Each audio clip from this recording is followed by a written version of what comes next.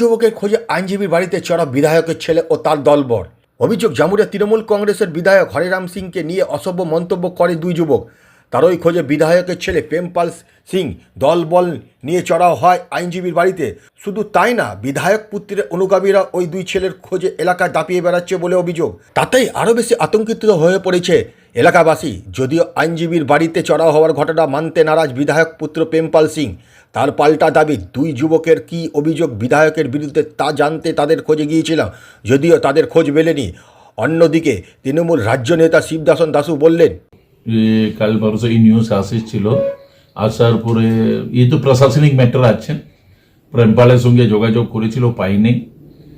পরে শুনছি complain withdraw হয়েছে, আমি জানি না। আর এই প্রশাসনের ম্যাটার আছে, প্রশাসনকে দেখতে হবে এই ম্যাটার। এই ধরনের সাধারণ মানুষ অভিযোগ তুলছে যে তৃণমূল নেতা বাড়ি ঢুকছে, মানে সার্চ, প্রশাসনকে দেখতে হবে এই ম্যাটার, তো প্রশাসনকে দেখতে হবে। এই তো পলিটিক্যাল ম্যাটার নেই, প্রশাসনের ম্যাটার আছে, প্রশাসনকে দেখতে হবে।